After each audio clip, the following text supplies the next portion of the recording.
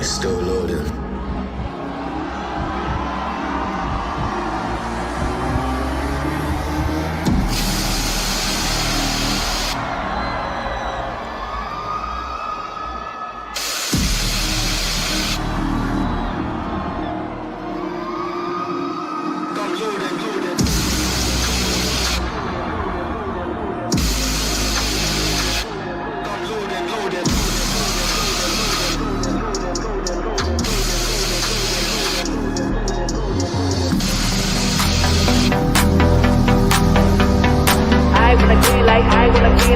I get those goosebumps every time, yeah, 713 281, yeah, I'm riding. Why they on me?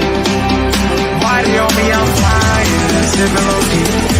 I'm sipping low-key and honest, flying rider. I get those goosebumps every time you come around, yeah. You ease my mind, you make everything feel fine. Worry about those comments, I'm way too numb, yeah. It's way too dumb, yeah. I get those goosebumps every time. I need the Heimlich, throw that to the side, yeah. I get those goosebumps every time, yeah. When you're not around me, throw that to the side, yeah. I get those goosebumps every time. Up the mugs. Yes, sir.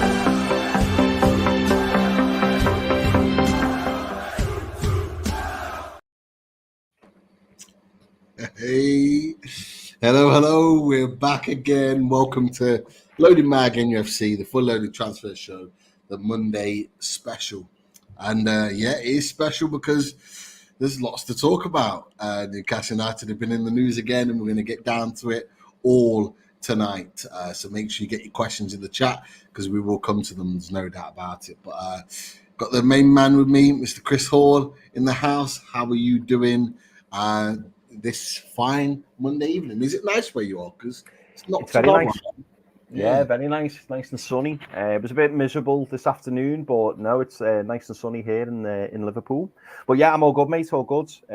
Busy day in work. And yeah, I've got to be honest. Like, we were deliberating whether to do a show tonight, weren't we? We were a bit like, oh, should we, shouldn't we? We weren't quite sure, and then we were like, you know what? Let's do it. Let's do it because for all you viewers out there, you are probably going to be sick of the sight of me and Pete come the end of this week because we've got back to back shows plans, and so we've got loads and loads coming up.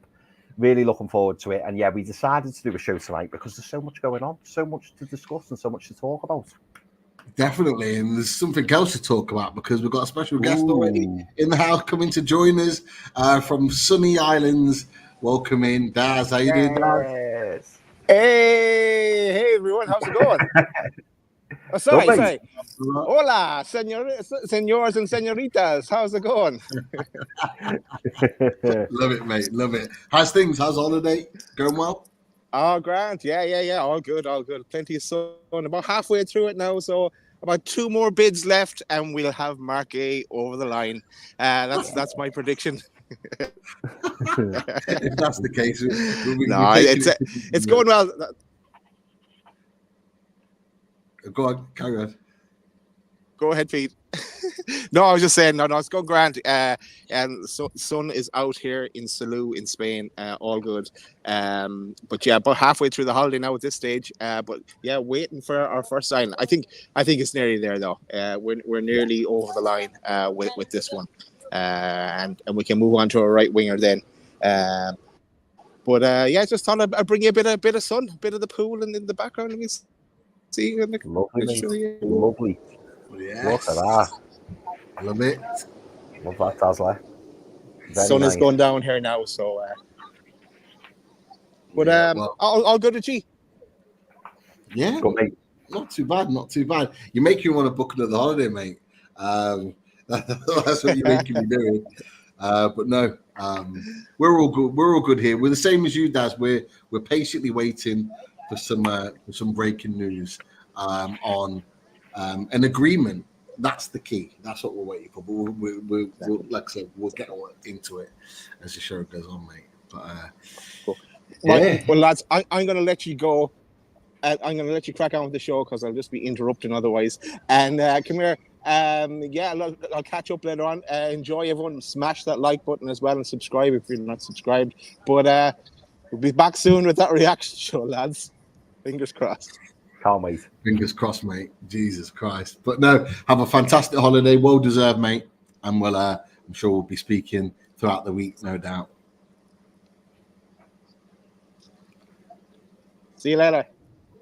Take care, Dazla. See you, mate. Take care, mate. Good Great to have Daz on. Come and join the party to have a chat with us, and we're always chatting in the loaded chat anyway. So we know what the situation is, and we're just waiting for that news. But look, it's been an interesting one because we kind of expected things to break at the back end of last week. It didn't quite happen, but then we had at the weekend the Seller Cup. Now we've not really had a chance to talk about that. Now we've got a picture of the players just as they were about to collect their Seller Cup trophy because we won it. We beat Stade Brest on Saturday to win the Seller Cup, but also there was the game against Girona where we absolutely demolished them, particularly in the first half, and won. Just a quick word on that before we go to that transfer news, the key transfer news. Chris, you happy with what you've seen over the course of the weekend? The two games that you watched, what's your kind of feeling from the two games you've watched? What you saw? Any particular players stick out for you, mate? So I've got to admit now, I haven't seen the full. I didn't watch the full games. The first one I couldn't make because I was out and about, and then the second game I only caught bits of it. But I have watched the highlights. And obviously, I've been all the comments and all the things that people have been saying. I mean, the two big takeaways for me, and particularly from people's comments as well that I've seen, is we look like we've got one hell of a player on our hands in there. Sanusi looks like he's going to.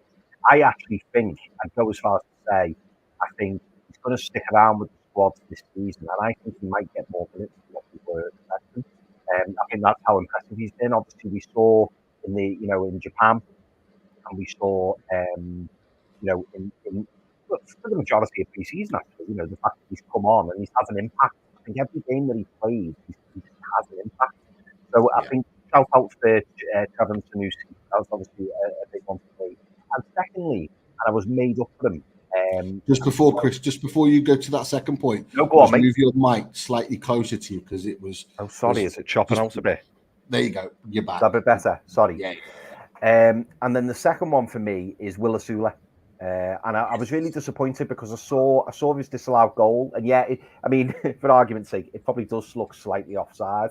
But I think it'll do him the world of good. The fact that he showed that composure, and not just the disallowed goal, but also just a little clippage. With the fact that he's got that pace to burn, which we knew. Big, strong, powerful. I mean, Pete, you'll probably talk more about him because you watched the whole 90. Because I know you were there when you saw his I say the full 90, but you saw the whole game and you saw all of Will Asula's performance. But they were the two standouts for me. Certainly from the pre-season, and they're the ones that I'm really excited about. Obviously, it's great to see Bruno back, and Joe Linton was absolutely fantastic as well when he plays. But we kind of knew that anyway. You know what I mean? They're the players that you expect that from. But certainly the surprise packages for me were Sanusi and Asula. And like I say, I'm really pleased for Asula, even though the goal got ruled off. He showed a lot of composure, putting his finish away. I thought it was a really smart finish. So hopefully lots and lots to look forward to in that sense. And it's just so nice, Pete, having that third striker option. It's so nice having that option because all last season we could have really done with that. And hopefully he's turned a few fans' opinions around of him. Yes, it's only a short cameo in a pre-season.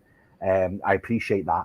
But he's actually showed a little bit of composure there. And the fact that he hasn't felt daunted on his debut at St. James's Park, and he's put in a performance like that, which I thought was really promising, and it certainly bodes well, should I say, for the upcoming season. But they were my big takeaways.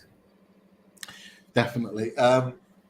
You mentioned a few players that I was going to mention myself. I mean, albeit the penalty, Isak looks to be just right back where he was, and that's what we need going into next season. Absolutely fit and firing. Lloyd Kelly, I was really impressed with. He's actually surprised me from what I've seen of him. He's better than I thought he was, and that was playing at centre back. I actually see Lloyd Kelly playing as a left back for me. So to see him doing what he's doing there at centre back, which I know he can play, was really, really pleasing for me. Willisula, excited. Very, very excited. And you know what I loved about him more than anything? He's actually got he's got really good intelligence. And what I mean by that is some of the moves and the movements he was making in between the two centre-backs, they couldn't deal with him. Forget the fact that he's lightning quick and he's big, strong, powerful, and they couldn't handle him. His hold-up play was really good. They're having to throw him to ground. He was winning free kicks in good areas because they couldn't get the ball off him. His hold-up play was good. His running in behind is excellent. And there was a few times where he wasn't being found. There was one time where Willock could have and should have played him in, and if he had, it'd have been in on goal. There was 2 times where Miggy had his head up, looked at him, Asula's gone, and Miggy didn't play the ball, and I'm just like, come on, like, you know, Bruno's finding him. You know, Bruno's finding him. You know, Sandra is finding him. You know, other people are going to find him on the pitch. Trippier, the likes as well, in those same situations. I would say Willock is looking strong. Really, really good player to have back in. Bruno just hit the ground running again. That Maradona pirouette, absolutely spectacular. And I'm gonna throw it out there. Nick Pope, having him back, I thought he was excellent. And it's just going to be. I'm really, really excited about what we're going to see, and that's aside from the fact that we haven't signed a cash money signing as yet. However, I am kind of like mumbling here because there is a little bit of breaking news. Me and Chris have just been talking about it, and it's not the Mark Guehi news that we obviously want to talk about as such. However, this news is regarding an outgoing. So if anyone's not seen it, and I don't know if people in the chat are talking about it, but Miguel Almiron is currently in talks to leave Newcastle United. Fabrizio Romano has put it out there. He's in talks with Charlotte FC executives to take him back to the MLS. So that's very, very interesting. The initial approach has been made, but they're trying to get it done. Was it 2 days left before the end of the transfer window in the MLS? So things will need to move very, very quickly. So look, what do you make of that, Chris? Breaking news around Miguel Almiron. We'll start with this one. Do you know what, mate? I think it's a positive move. I think it's the worst kept secret, isn't it, that Miguel Almiron could have moved to Saudi Arabia in the not too distant past, and he chose not to. And I think Miguel Almiron, for me, I've not spoken to Miguel Almiron personally, but I think he would probably prefer a move to Europe or a move back to the US. So the fact that this has come up, I really like the fact that Fab's mentioned that the end of the transfer window is in 2 days. I think that really puts pressure on Newcastle as a club, but it also ensures that this has a resolution and it doesn't drag on for another 2, 3, 4 weeks. It means that we can crack on and get this moving, and I think that's what we need to do. I think we need to crack on and get things moving. As far as I'm concerned, I've kind of Ben Jacobs was talking not so long ago, wasn't he, about a possible 25 million, 30 million euro fee for Miguel Almiron. I think if he goes back to the MLS, I think we can write that off, I'll be honest. I think we're probably looking more now around the 10 million mark. But what you've got to ask yourself, I suppose, is do you cut your losses? If you think we signed Miguel Almiron, I believe, I think it was 16 million, maybe rising to 20, or was it just a straight out 16 million? It was one or the other. I might be getting mixed up with Maxi. No, you're right. It was a 16 rising to something like 21. Yes. I think Max's was a similar situation. Yeah, and you know what? Even if we were to get 10 million for them, Pete, I think you look back and you go, do you know what? He did a really good job for Newcastle. He scored some really important goals. But we all acknowledge as fans, now is the time to move on. It's time to move on. Thank him for the service, and I think he needs to leave the club. And if he does leave the club, not only does it free up the wages, but it also puts a few pennies in the coffers, and it means then that we can go out and we can go and get a replacement at right wing, which is what we're desperate for. And I think we said, didn't we, Pete, a few weeks ago, if we go into this new season with a new right winger and Jacob Murphy is the backup right winger, I think most fans would be happy with that. Jacob Murphy's been absolutely fantastic pre-season. Probably worth giving him a shout as well. He scored, can't stop scoring. But isn't it nice, Pete, just to add into what you were saying earlier about the fact that I named a few players and then you named a few players. We're talking about a lot of players here who have a decent pre-season, and that's the positivity. That's what's really nice to see. We know Elliot Anderson had a fantastic pre-season last season. Sadly, he's left now. But we're talking about loads of different players who've all come in and made an impact. And then obviously we've got Sandro Tonali to come back as well. So lots of reasons to be excited.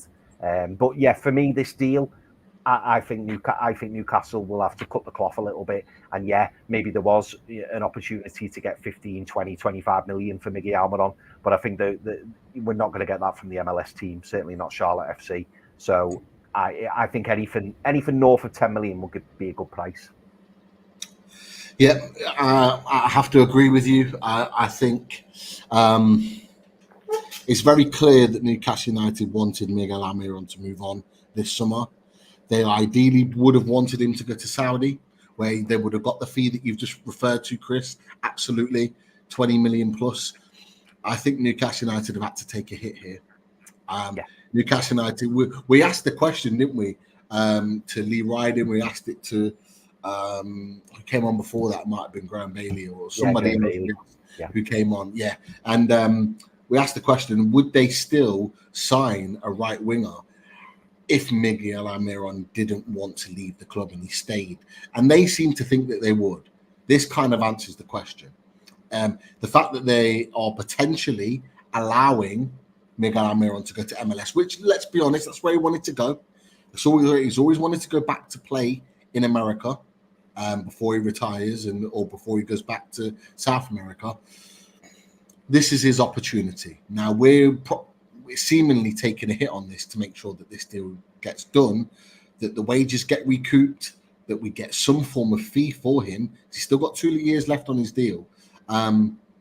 Like you said, they're not going to be paying any more than they're not going to be paying 20 million plus for him. I would say, I would like to think, I could be wrong, but I would like to think that we could get around 15 million. If we could get around 15 million, we're getting close to the initial fee that we paid. Now, someone put in the comments and asked the question, and I'll find them in a second. And it was Jason Scott, and he put the question in there. Cheers, Jason, for this. Miggy is pure profit, I think, and I believe he is. Now he is. Yeah. So, if we get 15 million, say, as an example, if we get it, like getting that as pure profit is great for us. That's the equivalent of what we might have got for a Sean Longstaff, for example. That might be the reason that he's still at the club, because he would have presented as pure profit. So it just allows us to do what we need to do now. Obviously, Fabrizio Romano there is talking about the fact that it is a difficult deal to do. That's going to have to move quickly. 2 days left on their window. We're gonna be seeing by Wednesday whether he is moving or not. I would expect to hear something tonight into tomorrow morning about whether a deal is agreed. The fact that for me, and look, correct me if I'm wrong, Chris, give me your opinion on this. The fact that they're flown into London for talks would suggest to you that they feel that by flying back to America, they could be taking Miguel Almiron with them. Yeah, there's a deal to be done. It certainly sounds that way, Pete, because you don't come all this way just to have a chat. They've obviously initial discussions have taken place, and if they've come to Newcastle, then clearly they know that Newcastle are willing to let go, and maybe they've had a conversation with Miggy, and Miggy's gone, yeah, okay, let's talk about this further. Just to add into what Jason Scott said, I'm going to backtrack a little bit on what I said. I think, let's say, and I'm doing argument's sake here, and anyone can correct me, please do. Say Miguel Almiron was on a 5-year contract and it was 20 million. That's 4 million a season, isn't it? I'm pretty sure Miggy Almiron maybe had possibly one or 2 years left on his deal. So that will have been amortized and then put into the new contract that he signs. So even if he's not pure profit, there's only going to be a marginal amount. It won't be a lot. It will be a small amount, because let's say there was 4 million left. I'm not saying there is, but let's say there was 4 million left. Yeah. If you spread that over the new 3-4 year contract, you're talking $1 million. So it's nearly pure profit is what I'd say. Yeah. And that's what we're going to be looking for. We're going to be looking for that, absolutely. Lots of people happy about this news. I'm not going to lie. We've got the likes of William in the house. Come on, Charlotte FC. It's not. We're not being disrespectful. I think everyone in the chat on previous shows during the summer and before, we as a channel, myself, yourself, and Daz as well, have always said, we respect what Miggy's done for the club and what he's given to the club. But I think we've all agreed, and people in the chat, those especially that are regulars, and we've got well over 400 in the chat right now. We've always been respectful and said, look, it's now time to go. It's now time to move on. We need to strengthen and improve the squad. You obviously want to go back and play in America. You're not going to be a regular in the team. We want to respect you. So it seems like that's what Newcastle United are doing right now in this situation. But that's the breaking news. Unexpected. Weren't expecting that to pop up. We've got lots of other things that have been popping up all day that we're going to talk about. But the news that Pete, just before we move on, look at Jimmy there. Interesting. Could be a two-way battle. So our own little bit of breaking news as well. And look, let's be honest, if he had the opportunity to go back to his previous club, he's going to do it. And that was, I think that's the place where he'd always want to be. And hey, now you're in a situation, Chris, where if you've got two teams battling out, do you get a better fee? Does it go up? There you go. Yeah, so, if that's the case, feel free to send us something along. Jimmy, if you've got any reports or anything from your side of the pond, we'd much appreciate that, and we can get it out there and share that information. But yeah, as Jimmy's put in the chat, based in America and Atlanta as well, Atlanta United are interested in Miguel Almiron. So FC Charlotte and Atlanta United, interested. Tendon item. Yes, he's getting excited. He is. I was just about to say, I've never seen him put so many comments in the chat before. This has definitely got him excited. And he did put one comment earlier. I'm not sure if I don't think I started. Amidst all the two-and-twos. We didn't even get to the two-and-twos because obviously it was great to have Daz on. Daz came and joined us, and then the breaking news, that just scuppered everything. But do you want to whiz them in now, Pete? You can whiz them in. We've started them, haven't we? We'll whiz them in. Yeah, we'll throw them in just a second. But tendon items just mentioned, or he put it earlier in the chat, an on-steam bomber on Guehi, and then Miggy Lees will be the greatest day in NUFC history. I don't know about greatest day, but it'll be up there in terms of a very, very good day this summer in isolation.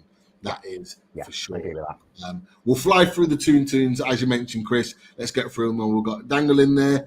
Great to have you in there. We've got Cludes. I think I'm saying that right.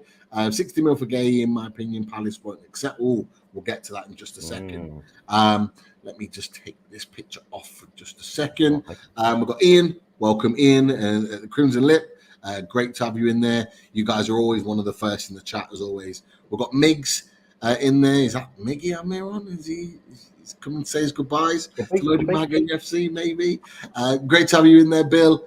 Jordy Tune for Life, as always, legends of the chat. Resident Spanner, we've got Tom Dixon. Cludes again, putting the same comment in there. It was so good, he wanted to put it twice. The Clon Lad, welcome in. He's at What I Want, superb name. Big up to you. James and Steve Parker, great to have you in there. Of course, Daz has been on, but and he didn't leave without dropping a tune on the way out. Yeah, so great job. Great stuff from Daz, as ever. GK, should I say. Put Isaac, Gordon, Tonali, Bruno, and the young fullbacks, Botman. So many reasons to be excited now and in the future. Absolutely. Great comment there from GK. We've got David in the house. We've got Sully in the house. Great to have you in there. I've not seen you in that chat too often, so Great to have you in there. Welcome to Loading Mag NUFC. Jimmy in the house. I love this from Luke. Luke, tune times 2. I love it. Tune times 2. I love it. I think, Luke, you put in the tune squared before, so he's definitely being creative with the two tunes. Brilliant to see Colin in there, along with William as well. We've got Anthony, Maurice. Brilliant stuff. A couple of new names. I don't remember those two. That's nice to have you with us. Definitely. We've got Michael in the house, along with Paul. And I think we've got one or two others, but they're in the chat, so we'll get to them in just a second. So massive thanks to all your tunes. And thank you for your support with all things Loaded Mag NUFC. Right. What we were getting to earlier is we've covered the Seller Cup. We've covered Miguel Almiron. Now we need to get to what has been the big news today, and it's revolving this man, Mark Guehi. Is he coming to Newcastle United or not? That is the big question. That's the question we all want to know being answered. Now, we woke up this morning to Mark Douglas initially talking about some positive talks and that we may well see things move. And we very quickly heard something pop up. Now, we heard it from Sammy Mokbel, and some people in the chat and some people on social media might be thinking, "Oh, who is Sammy Mokbel?" Now, Sammy Mokbel does report on Crystal Palace and a number of other London clubs, so you are hearing this from a Crystal Palace reporter's perspective now, and he has been very active throughout Mark Guehi's transfer saga. Throughout all of this, and he puts out that the bid was incoming. The third bid was going to be incoming. They didn't know a price. They didn't know when it was coming. However, it wasn't long after that a friend of the channel, Keith Downey of Sky Sports, then confirmed that bid had already been lodged, and it was lodged as far back as last night, so Sunday evening. And he says he understands the offer is being considered by Crystal Palace. They obviously talk about the previous offer that was around 50 million and that they want 65 million. Now, what was interesting about this, before we got any form of confirmation, there was an interesting tweet out from a BBC reporter called Alex Howell. Now, I'm not aware of Alex Howell until today, have to be honest, but he did throw a cat amongst the pigeons in this situation, because he mentioned that Palace had valued Guehi closer to 70 million, which definitely threw off a number of Newcastle United fans. Now, I'll come back to that one in a second with regards to that, but that came out, and then very quickly after that, Sammy Mokbel came back with the actual figures of the offer. So the new offer, the third offer, is worth 55 million, which is then rising to 60 million. So how it's kind of been explained is further down. The previous offer was in the region of 48 million, rising to beyond 50 million, rumored to be around the 55 million mark. So that was the previous offer. That offer is now worth 60 million. And that's where we're at, Chris. The third bid is in. We know now how much it is. 55 million upfront payment with add-ons that are building to 60 million. My question to you and to everyone else in the chat, surely that's enough. You would think so. It depends how much of a hard bargain Crystal Palace want to drive. I mean, we were talking pre-show, weren't we, Pete, saying that when you go in with a third bid, you would like to think that the two clubs wouldn't be too far apart. Obviously, I don't know, I'm throwing figures out here, but let's say Newcastle went in with 45 and Palace went with 170. The club who own the player will obviously value higher, knowing that you're going to come down. It's like a normal haggle, isn't it? There will be a bit of haggling going on, and I'm sure Palace will reduce their fee to a degree, and Newcastle will need to increase their bid to a degree. So you'd like to think that the sweet spot would be between 60 and 65 million, I think. Newcastle have now gone in with a third bid. Will it be a final bid? Who knows? But let's not forget, Pete, Palace will want this deal done. Mark Guehi will want this deal done. the sooner that it gets to the start of the season, I don't think Palace or Newcastle will want this deal to happen, given how long it's been going on already. They won't want this deal to happen after the first game of the season. I think Crystal Palace especially will want Mark Guehi out the door before the season starts, so that the expectation's there. Not to mention, it gives them nearly 3 weeks to try and sort out a replacement, because ultimately I think the Crystal Palace hierarchy will know that Mark Guehi wants to go, and I think they'll expect him to go, whether that's to Newcastle or anybody else. So it's probably just a case of trying to formalise it, trying to get it all done and dusted, and trying to eke out the best price that they possibly can. And Newcastle have already moved up in terms of their valuation of Mark Guehi, and Crystal Palace will have to come down a little bit. I mean, if the gentleman you spoke about there is correct in saying that they want 70 million, like, it's still, that to me, that feels a little bit high. I've got to be honest. Mark Guehi's come off the back of a fantastic Euros. There's no doubt about that. You know, he was one of the standout performers, if not the standout performer. But you can't escape the fact that Newcastle. I don't care what anyone Crystal Palace fan says. The transfer from Crystal Palace to Newcastle is a step up, and Newcastle are going places. And Newcastle, I think a lot of clubs in the Premier League are looking at Newcastle this season and thinking, oh, you know, they could cause some damage. Obviously, no European football. So Mark Guehi will class this as a step up. And also, not to mention, he's only got 2 years left on his deal. Now, if Mark Guehi stays and refuses to sign a new deal, in January, that price will come down. At the end of the season, it will come down even more. This is the peak time that Palace can sell Mark Guehi and get a significant price. And I think if Palace walk away with a deal that rises up to 60 million, I think it's a good deal. I think it's a good deal for Newcastle because they're getting in a very, very good centre-back. And I think it's a good deal for Palace because they're getting a very fair and a very substantial fee for them. So I think the deal works for both parties. And I would hope that this latest offer, which is the third offer, I think it would be unusual if Palace came back and rejected that offer, because they must be worried a little bit that Newcastle just go, no, not going any further. Mark Guehi wants to leave. He's then staying at Crystal Palace. Crystal Palace want to sign a replacement. Have they got the funds? Because they haven't got. I know they got the money from Elise, but if you bring in 60 million, 55 million up front, that's going to allow you to buy 2 or 3 players, even if they just bring in a new centre back. But they may be able to strengthen elsewhere. And obviously they've lost Michael Elise, so they're gonna want to do a fair bit of strengthening between now and the end of the window. So I think they're going to have to come to a compromise, and they're going to have to go, do you know what, this is a good price. And like I say, it's very unusual. I can't think of any where the clubs had to go in with 4 offers. I mean, we saw what happened with Man United and Jared Branthwaite. They went in with an offer, got rejected. They went in with a second offer and it got rejected. How many more bids are Newcastle going to put in, or are Newcastle going to go, sorry, that's it, we're done? And then that leaves Palace in a very precarious situation. Yeah, I'm in agreement. I tweeted out earlier on this morning, and I said, for me, I understand why Newcastle have negotiated, why it's taken as long as it has. They want to try and get the best deal possible. I get it. I understand it.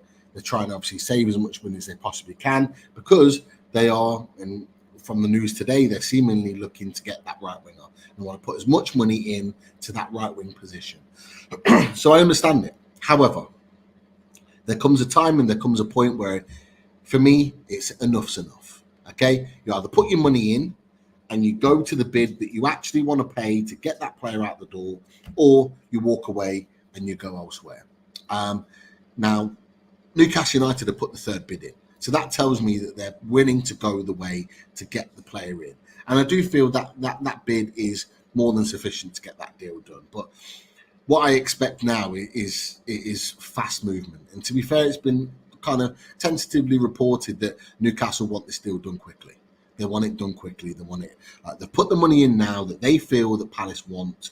Now it's a case of, right, Palace, accept the deal. Let's get him up to Newcastle, get his medical done, and get him ready for Saturday. That's what I think they're in the position now to do. So it's very clear that the agreement of the fee is the sticking point, because it's been well documented for nearly 2 weeks now that Mark Guehi wants to come to Newcastle United, as 1. 2, that wages aren't a problem. Even today it was reported that agent fees, no issue. Agents happy, Mark Guehi's happy with everything that they've seemingly been told about what wage and what payment's going to be coming their way. Everything's in place to get this deal done. This deal could actually get done very, very quickly. All we need to do is agree the fee. It feels like Newcastle have gone, right, enough's enough now. Let's put the money down. Let's get him in. And that's the key for me, is that they've put that money down. I don't think it goes to a fourth bid, in my opinion.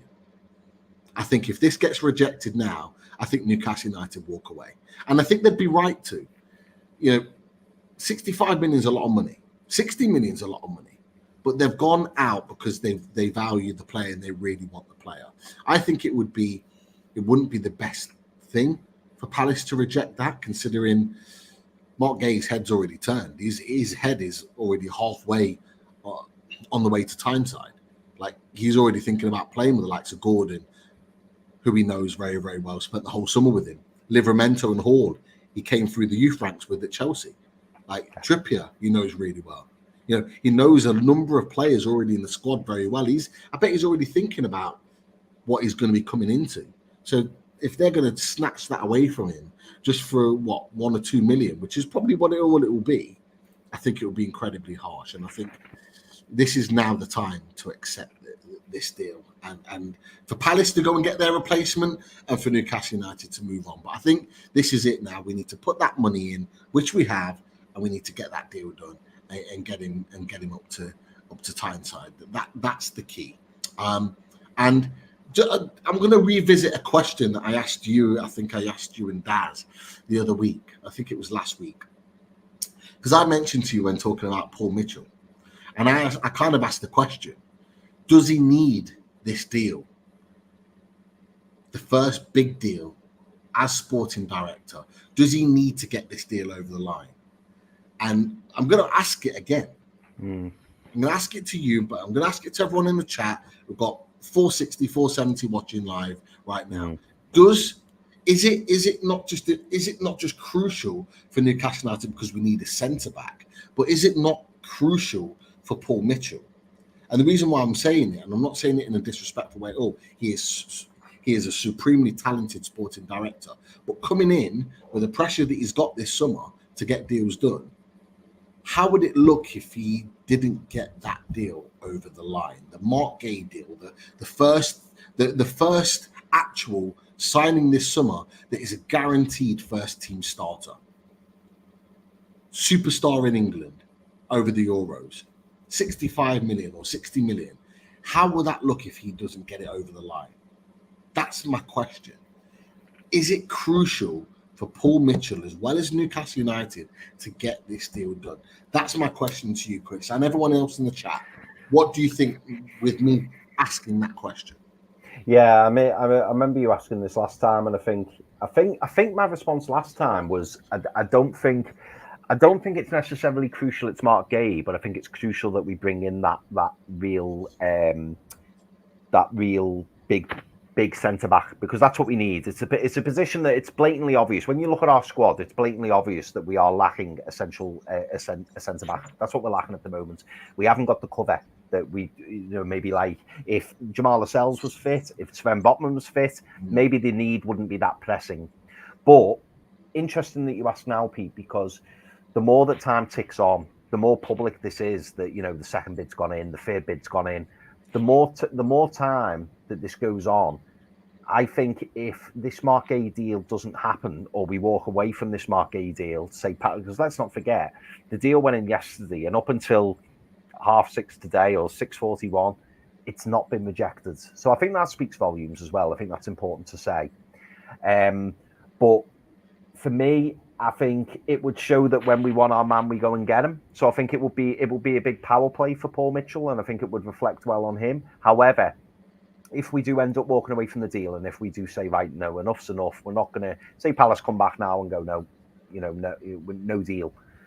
I think then it's about Paul Mitchell either having to put the money down, which some may say comes across as a bit weak in the fact that we've not been able to negotiate it, or it's about walking away but going out there and going hard in on who else that we want to go for. Like we can't come out of this transfer window, in my opinion, and I think it would reflect badly on it if we walked out at this, if the transfer window is short and we didn't bring in a right-sided centre-back or right-footed centre-back, if you like. I think that would reflect badly on him and quite possibly, the recruitment team. I think we've got to go big, we've got to go strong, and we've got to go and get that centre-back. Do we want it to be Mark Guehi? Absolutely. He's the number one target by all accounts. That's what it looks like. So I hope that he does. But at the same time, we don't want to have our pants pulled down or be pushed into a corner paying a price that we're not comfortable with paying. We know how important it is to get figures right these days in terms of PSR. We've got to box clever. So as long as we went and got a replacement, if it wasn't Mark Guehi, I think we'd save face a little bit. But it would be nice to go and get your top target. That ultimately, that would be the goal. And I think if this offer gets accepted, people will look back and go, do you know what? At least we went out and at least we got him. Look at Sven Botman. We still talk about it now. We were determined to get Sven Botman, and we got Sven Botman. We were determined to get Anthony Gordon. We got Anthony Gordon. So it would be nice to go out there and go and get Mark Guehi. And I still believe we will. I think we will get the deal done. It's just frustrating it's took this long, but sometimes it is what it is. And, you've got to negotiate. You've got to try and drive a hard bargain. Well, Fabrizio Romano is filling me with even more confidence because he's just put out a few minutes ago Newcastle are increasingly confident to get Mark Guehi deal done with their new proposal sent to Crystal Palace. Negotiations underway, still in talk. So that is within the last 5 or 10 minutes. Fabrizio Romano has put that out, which makes me, again, even more confident off the back of what you said, Chris, that Newcastle United will get this deal done. The fact that they put the third bid in, they felt that they could get the deal done. It's looking more and more like that will be the case. And everybody that's been reporting on this deal, whether it's been Sammy Muckbell, whether it's been Fabrizio Romano, David Ornstein, and any of the Northeast journalists, they've all had a relative confidence that Newcastle United could get this deal done. There's never been any sort of negativity that, it doesn't look like it's happening. There has been from the fan base because we're so desperate for this deal to come through, but from the reporters and from the journalists, never really been that negativity. Even on the Palace side, they've always thought that Newcastle United could get this done because there's never been an indication that it couldn't get done. They just needed to get nearer to the price that Palace wanted. It looks like from this, and I put it back on again, from what Fabrizio Romano has put out in the last 10 minutes, Newcastle are increasingly confident of getting this deal. I said it to you, Chris, before we went live. Wouldn't be surprised to get either a Here We Go or an Ornstein bomber is what Ten Lighton put on there. I wouldn't be surprised to get either one of them at some point later on this evening. Fingers crossed we get it live tonight. But if we don't, I'm expecting it. I'm expecting it at some point this evening, and I'm expecting movement certainly on Tuesday. So that's kind of where I certainly see this deal. But my question is, thinking ahead, thinking positively that we get the deal done, Chris, do you start Mark Guehi on Saturday against Southampton at St. James's Park? If you had the choice, and I might be taking away from away days here, from the old team selection, side by then, fingers crossed, would you start him? No. Wouldn't. Okay. No, only for the fact that I think he comes into the team pretty quickly, but we've seen in the past Eddie Howe likes to kind of blood the new players in quite slowly. Now, some people will come back to me now and go, "Oh, Asula started in the friendly," but let's not forget that is a friendly. I think Mark Guehi, and I think also as well, I think it would be a bit unfair to throw him straight in the mix. He's got to get. I'm sure he's probably going to have to move house. He's going to have to get used to his new surroundings, get used to his new teammates. I think it would be unfair to throw him in straight away this weekend. I think he'd be in the squad. I think there's a strong possibility he'd be on the bench. Maybe we'd see him make a little cameo at the end or something like that, or maybe save him for the next game. But I don't think he'll start. Me personally, and obviously we'll talk about this on away days, but I think it's pretty sure, injuries aside, I think I would be shocked if it wasn't Fabian Schär and Dan Burn at centre-back. I would be shocked. I think that's what we'll see this weekend. That's just my gut feeling. Yeah. anyhow, like you said, it normally does that. I wouldn't. I'd throw him in. Would you put him in? Yeah. So who are you dropping then? Who are you dropping? I'm dropping Burn. You're dropping Burn, so you're playing Shard and Guehi. So if Shaw's fit, I'm going Shaw and Guehi. Against Southampton. So in that case, Pete, are you putting Burn left back? Do you think it would be? And the reason I say that, I want Lewis Hall to start left back, but we know how highly Eddie Howe rates Dan Burn. We know that. Is there a possibility he reverts Dan Burn to being left back, even though we saw how fantastic he was at the back end of last season playing centre back? Is he even going to risk that, or do you think he would just literally chop? Do you think he'd just chop Dan Burn from the starting 11? I think Hall has to start. I want Hall to start. Regardless, I think Hall has to start. I think we need to get past. We need to get past it. This season. We have no need, because we haven't got the injuries that we had last season. We've got no need to shoehorn players into position. Great stuff, Dominic. We've got two, 3 players, 4 even, that can play left back ahead of Dan Burn. You've got Lewis Hall, you've got Lloyd Kelly, you've got Jamal Lewis, and you've got Target, who's not fit at the moment, and hopefully or probably will be sold at some point. So you've got 4 left backs, players that can play left back as a specialist position ahead of Dan Burn. So he should not have to play left back at all, or even again at Newcastle United, because of how many left backs are available. So for me, if Guehi comes in at left centre back, which, let's be honest, he played there for England and he does play there for Crystal Palace too, so he's comfortable with it. He knows how to play. He can play on his left and his right foot, confident on both. And you've got Fabian Schär, that's fantastic on the ball. You are losing height in that back line, and I understand that, but what you're getting is very good defensive discipline, and as well as that, you're getting pace in and behind. So you've got recovery pace in there, and someone that's very comfortable on the ball. So you are losing height, but you're gaining in other areas. And I think Mark Guehi's a fit and healthy lad. He played 45 minutes for Palace at the weekend. But, I don't think it would faze him to come back in. Let's be honest. Anthony Gordon had barely trained, and he went and played 45 minutes and looked absolutely fantastic against you. Yeah, he did. So these elite players, Bruno came straight back in after a few days of training and played in Japan in that horrible humidity and was excellent. Like, the quality players can come in and do a job, and it would be bucking the trend of Eddie Howe starting a player without kind of introducing them. But for me, I would.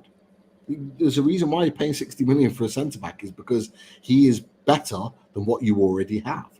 Yeah. Throw him in. For me, throw him in. But it'd be interesting to what other people think. Not what will happen, what you would do. And I'm asking that to people in the chat. I would throw him in. I think, Chris, you're probably thinking more from an Eddie Howe perspective. He wouldn't. Yeah. And I'm with you. He probably wouldn't. But if it was me, I would. People in the chat, what would you do if Mark Guehi was to sign before the weekend? Let's say he signed on Wednesday and he had Thursday and Friday to train with the boys. Would you be putting him in the starting 11 on Saturday, 3:00? That's my question for everybody in the chat. So many people in the chat. We've got 500 plus in the chat tonight. It's great numbers and great to have you all with us. We are keeping an eye on the comments and questions, so we will be getting to them absolutely. And thank you for all your support. If you haven't already, click those likes. If we've got 500 in the chat, we should be getting 500 likes, surely. Yeah, all day. So everyone click that like, and we've seen some new faces tonight in the chat. As always, we seem to be finding new faces every show that we do now, which is fantastic. Click that subscribe button and come and join us. And if you're not, like many are in the chat tonight, I'm seeing so many that are Loaded Ultras, which is our Loaded membership. If you want to become a member, the details are very, very easy to follow, and we will put them up on the screen before the show is out. Oh, in fact, there you go. Found it. Let me take have you got the comment? Let me take that comment. Yeah, sorry, mate. Get that comment off. There we go. So you can only do it on laptop, not mobile. But when you click onto it, you click the blue button that says join and you drop your details in. Literally, you can do it in less than 2 minutes. But you become a Loaded Ultra, and what that means is it puts you forward for end of the month prize draws and various other things that you can win along the way. And just while we're here, we might as well give a little shout out to all things Loaded Mag NUFC, and we have our new online store. So if you want to go on our online store, make sure you get involved. Have a look at our online store. You can see all the different types of gear that Loaded Mag NUFC are selling, brand new. And with each purchase up until the end of the transfer window, if you purchase something from the Loaded Mag store, that puts you in to another prize draw where you could win something else from Loaded Mag NUFC. And just an example, something that I'll probably be wearing tomorrow night when we have our guest on. Love it. No, I'm disappearing. Our Loaded Mag t-shirt. That's just one example of one of our many gears that are available. So the online store is up and running, and we've had some already make purchases, which is fantastic news as well. So just as a little halt, grab yourself a drink. We're going to play our sponsors. So huge thank you to the Radiator Shed and for all the support that they give to us, Russ and the team, and check out some of these radiators.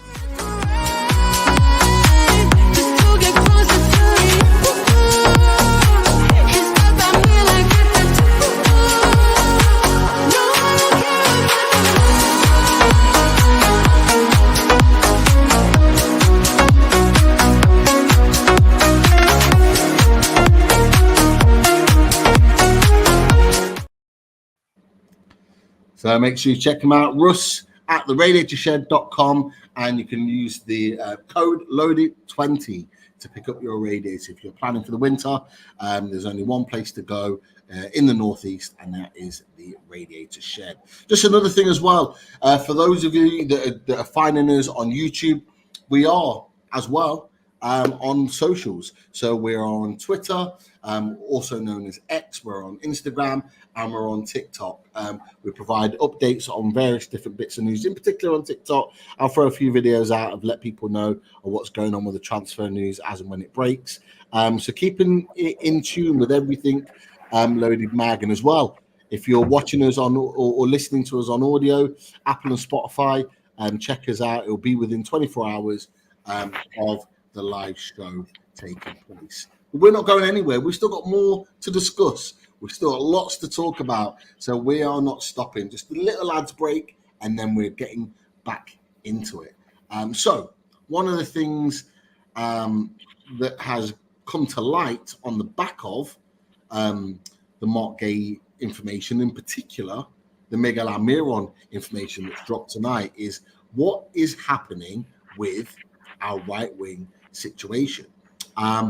And so with that, let's have a look at potentially who we could be bringing in. Now, one name that keeps popping up time and time again, whether I like it or not, and just to chat off you for a second, Chris, Ben Street puts it in there, sounds like Madueke is the one, Pete, with a laughing face. And he says that because he knows I'm not his biggest fan, but Noni Madueke seems to be of personal interest to Newcastle United.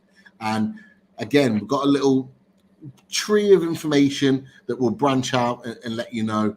So Simon Phillips reports from Fabrizio Romano and what Fabrizio Romano had said on his podcast, and said that Noni Madueke isn't necessarily out of the Chelsea project, but Newcastle have been showing interest in the last weeks. He also puts it again here today in a tweet that was put out. With all the different players that are leaving and coming and going from Chelsea, I can't keep track of it all. One thing he does mention is that Noni Madueke is one to watch in case of good bids with Newcastle interested. There was a little curveball today. Chris, you put it in our chat. Friend of the channel, Jack Talbot, had actually said, in light of the Newcastle links with Noni Madueke, he seems to think, from a Chelsea perspective, that Madueke wants to stay and fight for his place at Chelsea. Now, being on right wing, he is going to be fighting now with Pedro Neto for that position. Cole Palmer can play there, although he's rumoured to be playing or being shifted into the middle. He is going to be under some competition. And Graham Bailey also wrote today, in fact, this afternoon, whilst Newcastle work on their deal for Mark Guehi, they remain keen on finding their new right winger, and Chelsea's Noni Madueke is high on their radar. So, Noni Madueke, Chris, if that was to be the option that Newcastle go down, what are your thoughts on Noni Madueke? Do you think it would be a good move, a wise move for Newcastle United, or not? Where do you kind of stand on that particular link in itself? Yeah, I mean, I'm probably around the same ballpark as you, Pete. I'm warming up to it ever so slightly, and the reason I'm warming up to it is because I think if we were to do a deal where maybe similar to the Lewis Hall deal, you know, where we bring him in on loan and we have a little look at him, and obviously if he hits certain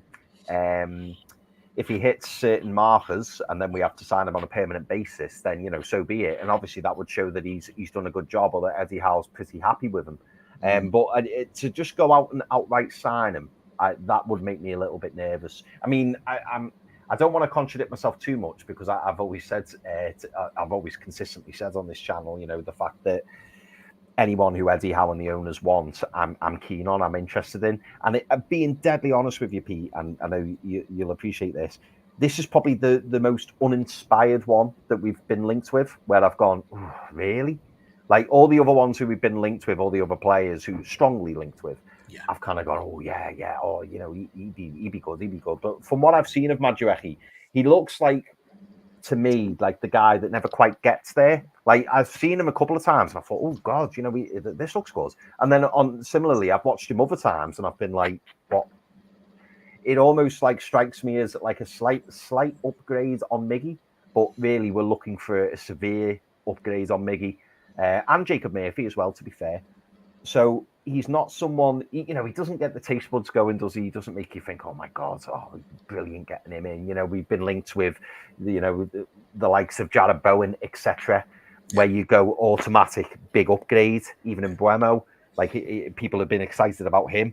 And Kubo, but we won't go there. You know, those type players have been linked, but he is probably the most uninspiring one, I would say. But who's to say that, you know, it wouldn't turn out to be a good deal for Newcastle? I do still have a gut feeling it's not going to happen. I do think it is more a convenience signing, and perhaps maybe the link's there because, as we discussed in our chat today, Pete, you know, Chelsea have got that many wingers, that many centre backs, they've got that many players that it's almost easy for players to be linked to Newcastle purely because of the size of their squad. So maybe it is a bit of a lazy link, and it's a name that won't go away. But I think there'll be players higher up on that list than Noni Madueke, being honest. I hope you're right, fella. I hope you are right. Now, what I will say is that I put something out a couple of weeks ago, I think, about Noni Madueke, saying I wouldn't want him ideally as our right wing signing. And I explained my points. There was lots that agreed with me. There were lots that didn't. It was kind of, you know, it was very apologies. It was very, I wouldn't say split. I think most people wouldn't necessarily want him as our first choice right option, but there are others that will fight the case that they think he can become a good player. And to be fair, I listened to some of those, even though I didn't necessarily agree at the time. And I have to say, I have watched him in his last 2 or 3 friendlies, particularly when he was in America. I know that Chelsea got beat, but I stayed up late, watched the games, and watched him play. And I think I'm similar to you, Chris. I'm not saying that I'm excited by the potential of him coming in, but I'm warming to the idea of him coming in and it's more for me what I saw. Now, what I know about Noni Madueke is that he's got bags of pace, very, very quick. He's skillful, okay, quick turns on the ball, decent technique. My biggest issue with him is his final ball, whether it's his final shot, the final cross, just constant inconsistencies, which is what we have with Miggy. You just said that a second ago, Chris, that inconsistency with what we've already got, not at the level when you need it to. And we saw it at the weekend, Miggy, making those runs, and instead of crossing the ball and he's turning back on his foot, and it's frustrating. We don't want that if we're going to be investing in a new right winger. If we're going to move Miggy on, we need better. However, in the few games that I watched him play for Chelsea, even though Chelsea were really poor as a team, I actually thought in those 3 games, I thought he played really well. And I was actually impressed with him. And in those 3 games, he was arguably their best player in all 3 of those games. And the thing that he added to that is that he was scoring goals. So he scored against Man City, he scored against Real Madrid, and I think it was another team. I think he scored against 2, if I'm right in thinking. But all 3 of those games he played well. He was explosive with his pace. He made the right decisions in the final ball. He was getting into the right areas, and it made me think, okay, there's something to work with, and maybe I'm seeing saw a few signs in those 3 friendlies that some other people that were kind of vouching for him have seen. So I'm willing to kind of hold my hands up and say, you know what, fair play. I've had a look at him. I've seen some areas of where he's improved from what I'd seen in the season. Would he be my first choice still? No, because I do think, and you mentioned it, Chris, that there are other people out there that you would probably want ahead of him. Now, one player that's still continuing to be linked with Newcastle United, I want to get your thoughts on this, because this has been a continual, pretty much all summer now, is this man, Ferran Torres of Barcelona, continuing to be linked with Newcastle United to the point, and I've kind of taken this from NUFC Gallagate, so respect to them, because they had the article that Barcelona have rejected a €15 million offer for Ferran Torres. This was a few days ago that this was being reported, and that we could return with a revised offer. Now, from the article, this is almost what they were saying. Now, basically, they were saying that there is interest from Newcastle, and that they would be willing to sell for a figure close to €30 million.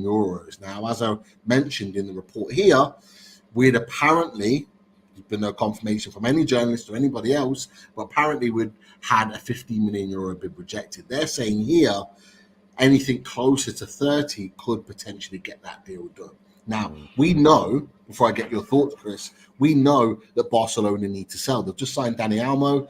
I read today that they've signed him, and the old classic from Barcelona, there's not a place in the register for him to register in La Liga. Like, they do it every year with the signings that they make. So we know for a fact that they're going to have to move players on. It's as simple as that. Now, we've talked about Noni Madueke, Ferran Torres. Is he for you an upgrade on someone like Noni Madueke? And is he the type of signing that you want to see come in between now and the end of the window for Newcastle United? 100%. 100%. I think personally he's a big upgrade on Noni Madueke, even from the short time that I saw him at Manchester City. I keep saying it, when he scored that hat-trick against us, he just looks lethal. And also what I like about Ferran Torres is he can play in that false 9 position. We've seen him do it for Man City. I don't know if he's done it for Barca, but we've seen him do it for Man City. So not only would he provide us with the threat on the right wing, but also potentially, we could have a bloody LP. We could have 4 striker options potentially. Well, how exciting would that be? But no, in all seriousness, I think he's a big upgrade on what we've got, and I do think he's a better player than Noni Madueke. The only thing that confuses me about those reports, and I'm not striking them down or anything like that, but surely Ferran Torres is worth more than €15 million, unless of course Newcastle are going in and thinking, well, you know what, we've kind of got Barcelona over a barrel, and as would many other clubs, in terms of the fact that we know they need to sell. We know that Barcelona are incredibly keen on Nico Williams as well, so they will want to push some players out the door. Rafinha's been linked previously as well. We've spoken about him a hell of a lot.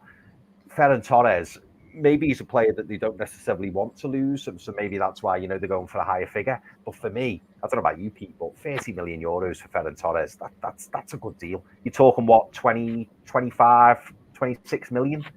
Yeah. It's a very good player for that price. Very, very good player.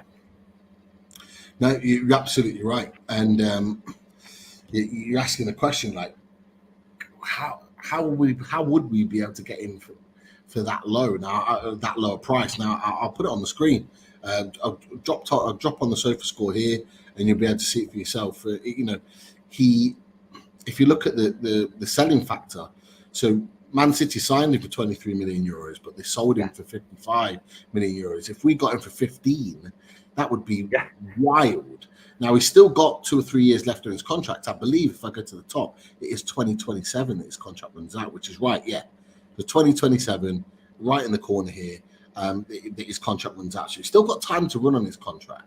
But the one thing that I didn't say and I didn't show you in that article that it was the Spanish article, they do say that Barcelona are willing to take the hit on Ferran Torres to ensure that they sell in this window. Now, it goes back to the point they've rejected the 15 million euros, so that it's not that type of fee that they're willing to take a hit on. However, 30 million euros is still a hit, but it's a hit that they feel is worth taking. Now, we have to go back to the point that they've obviously got Dani Olmo that's been signed, but they want to sign Williams from Atletico Bilbao. So they want to sign him. Now, I'll be honest, I'm not versed with what's happening with Williams, whether he's staying at Bilbao, whether he's signing the contract. I don't believe he has.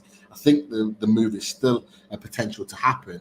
I think at this point now they're trying to raise funds to get him through the door, and I think they would be willing to take the hit on Ferran Torres to ensure that happened. That's just from my observations of that situation. That's where I kind of see it at this moment in time. But you look at that, he played a total of 29 games.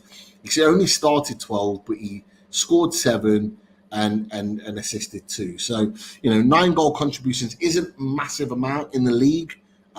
Whether he scored any in the cup games, we can have a quick look, see. Did he? Nothing in the cups, no. So, was there any in Champions League? Let's have a look. So we've got 3 goals in the Champions League. So, and 1 assist.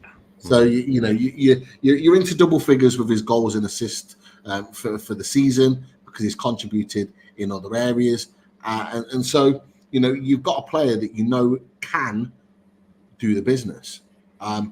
Only just turned 24 as well, Pete. Well, when I say only just, he turned 24 in February. So he's a great age. He's a great age. It is a great age, absolutely right.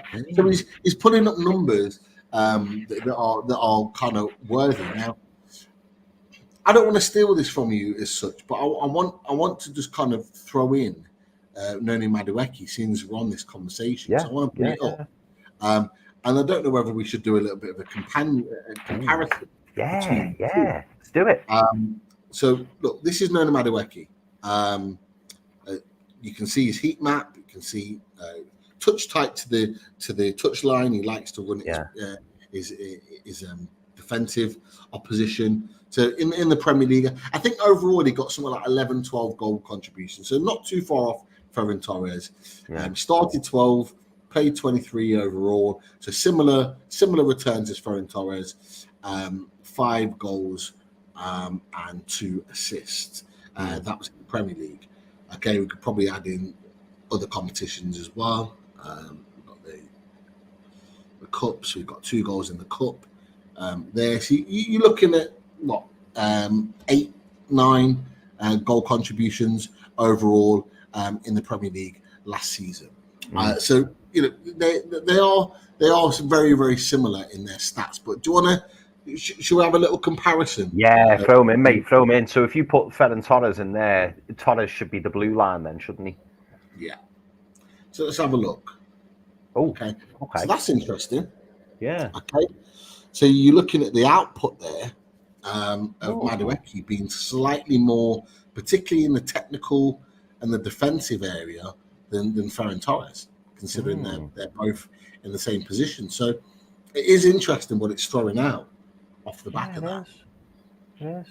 I didn't think it'd be that close. I thought Ferran Torres. I thought his line would far outweigh Noni Madueke's, far outweigh it, and it doesn't there. It's interesting. Obviously, Chelsea and Barcelona are two very different teams. Yeah. Chelsea didn't have a great season. No, they didn't. Barcelona did. So it's interesting how it's throwing that out. Definitely makes you think about it a little bit more when you're looking at the output of the two players, particularly with their attributes.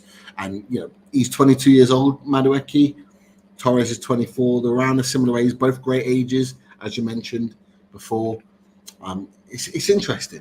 It's an interesting one, and one I think we'll keep. I think we'll keep talking about until the deal's done. Either way, but a question I wanted to ask you. So we've had these kind of rumors with Ferran Torres about like cash money.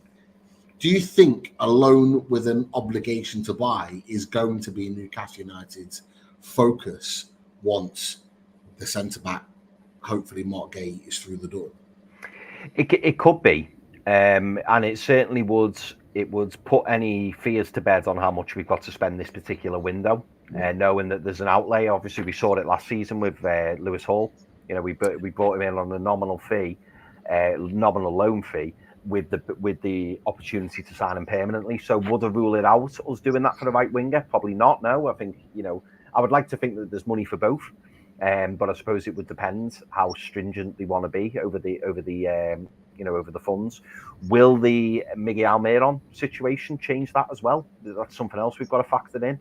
The fact that if we were to get 10 million upwards for Miguel Almiron, does that change the stance on the right winger? Who knows? So that could play a part. But yeah, I think for me, I wouldn't rule out a loan with the option.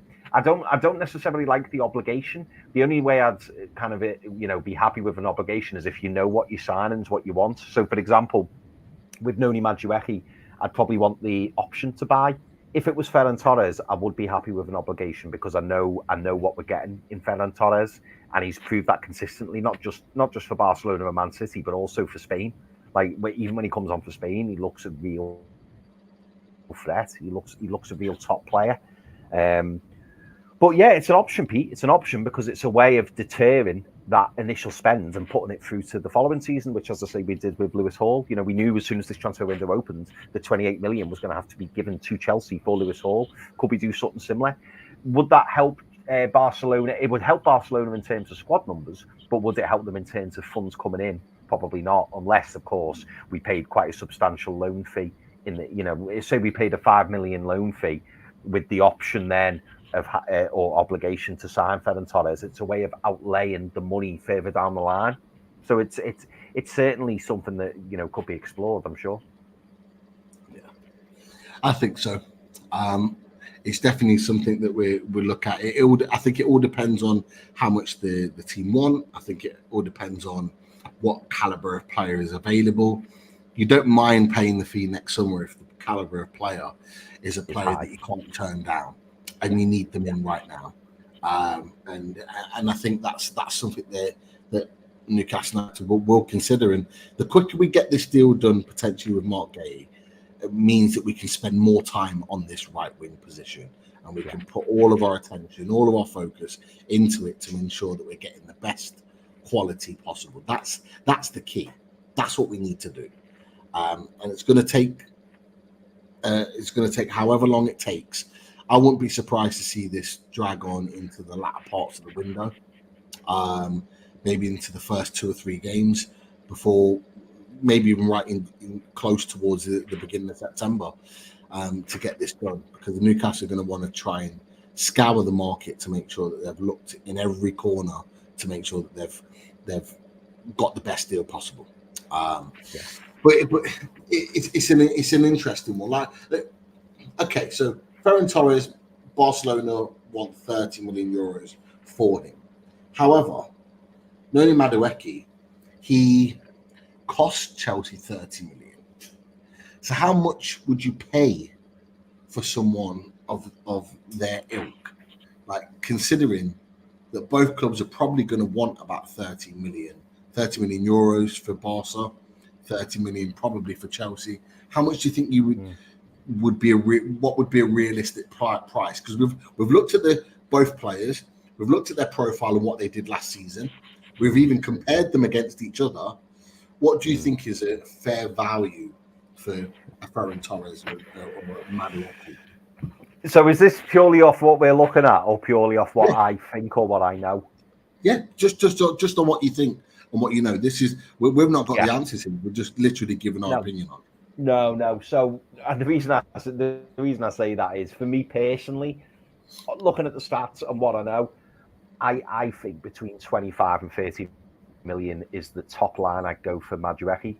I wouldn't want to go any more. Or with the option anyway. As I say, I don't particularly want to sign him permanently. For Ferran Torres, I'd say my top line's more 40 million, because I think he's that good. Like, when you actually think about it, you know, bringing in a player of his ilk, someone who has consistently proven that he can do it, not just on the international stage, but also in La Liga and the Premier League. Like, Man City didn't want to let Ferran Torres go. Barcelona came in. Pete, you've just spoken about it. Man City paid 33 million euros for him, and Barcelona put 55 million euros down for him. And, you know, if you could get him, even at that price, even if you could get him at late 40s, you know, like 48, 49 million, he's a really, really good player, and he's still at that really good age, or great age. He's only 24 years old, just turned this year. So, like, I would be going much higher. Like, I guarantee if we signed Ferran Torres for 40 million or less, there will be other clubs in the Premier League going, that's a deal, that's a really good deal. Noni Madueke, not so much. I think it would be more a coaching job for Eddie Howe. I don't think Ferran Torres would need to learn how to play the Newcastle way, the Eddie Howe way. But all the tools are there. Noni Madueke is probably more of a project. He's someone who should and could have a higher ceiling. We know he came with a really good reputation when he joined Chelsea, so it's not to say he's a write-off. But I think at the moment, Torres is there for me, and Madueke is like there. So for me, I would go up to 40 million for Torres, comfortably go to 40 million. What about you? Yeah, I'm the same. I would have, my ceiling for Ferran Torres probably would have been about 35, so not far off the same sort of benchmark as yourself. And I would have for Noni Madueke, for me, 20 million probably might seem, particularly to Chelsea fans and their club, maybe a little bit low, but it would be between 20 and 25 million. Just because I haven't seen enough of him to suggest that he's worth anything more than that. I think 25 is fair. 25 with 5 million add-ons. If you're willing to pay cash money, 25 with 5 million add-ons, I think, is a fair price for Noni Madueke, with what he's already shown at Chelsea so far. He's shown decent sparks, but not consistent. He's had a decent preseason, but that's no reason to up his price. For me, that's just where I see him. 25 million for Madueke, 35 for Ferran Torres, and I think that would be fair. And whether that's paid now or next summer, I think it would be worth it. I think it would be money well spent, because I think both players, but in particular Ferran Torres, would probably show under an Eddie Howe team and under his coaching that he could do the business at Newcastle United. I'd be more than confident with that. But again, there are only two names that we're just kind of throwing out the hat here. An interesting one, a little sidewinder that I wasn't expecting, was this one. And I think people in the chat, your opinions might be slightly different with regards to this deal. And it was for Reiss Nelson of Arsenal. We had Dean James, who does a lot of reporting on Arsenal, and is a good source of information for all things Arsenal. Had mentioned over the weekend that Newcastle were looking at Reiss Nelson once the deal for Mark Guehi was sealed. Now, it's an interesting one, Chris. What do you make of Reiss Nelson as a potential option at that right wing. Yeah, it is. It's a very interesting one. I'd kind of put him in the Madueke category in that I've seen games where I've gone, "Oh, he looks a decent player," and then I've seen other games where he's just not really been at it, if that makes sense. And not to mention, like, we've seen that Mikel Arteta is quite happy, he's quite happy to put his trust in his youngsters. We saw it with Eddie Nketiah, who has a really good run for Arsenal. Now seems he's on his way out, and maybe that trust has gone, or that belief has gone. Yeah. But with Reece Nelson, he handed him quite a big contract, so they must have had high hopes for him. Similar with Emile Smith-Rowe, and it's not quite panned out for him. It's not quite worked. We saw it with Torres, I think he was the left back at Arsenal. So he does give opportunities to youngsters, but for one reason or another, Reece Nelson's never quite hit the big time. I seem to remember him coming on as a sub. I can't remember the game, Pete, but he came on as a sub and he scored an absolute belter to win Arsenal a game. It might have been against Aston Villa. It was. He curled it in from quite a distance, didn't he? Was it Fulham? It might have been Fulham, or it might have been like Brentford or someone like that. It was a game. Yeah, it was a game where they were. For some reason, I've got Brentford in my head. I could be wrong, but you're right. He scored an absolute screamer in the last minute to win them the game, and that was to keep them in the title race at that point. Yes. They either won 3-2 or 4-3. It was a high-scoring game, and he scored the winner. And they must have been losing by 2 or 3 goals, and he scored last minute winner. And that was his moment. That was him, putting himself on the scene, on the big stage, and then it never really kicked on. So again, for me, I'm seeing him as a bit of a Noni Madueke. Maybe he just needs a chance. Maybe he just needs the arm around the shoulder. Maybe there's issues off the pitch. For me, he's a risk. He's a risk, and I suppose the reason I'm putting Madueke above him is because I don't think there was anything in his way to stop him, other than obviously Bukayo Saka. But I don't think there was anything in his way in terms of progression. The thing that I give Noni Madueke as like an excuse is the fact that there is a bit of turmoil at Chelsea. We've seen a lot of manager changes. They've got 101 players in the squad. All those things will be a factor for Noni Madueke. So again, would I rule out Reece Nelson? No, but equally, it doesn't. If we signed him tomorrow, obviously I'd be pleased to get a new signing, but he isn't someone who jumps off the page where you go, wow, we've made this signing. Like, I do think there's other options out there, but that's not to say he's a bad player, and that's not to say that Eddie Howe couldn't improve him and that we couldn't pick up a bargain. But I bet you Arsenal want a pretty penny for him as well. I bet he wouldn't come cheap. And if you're going to be spending 20 million upwards on a right winger, your money's better spent elsewhere, I think. Definitely. And if I told you that he was on 100 grand a week.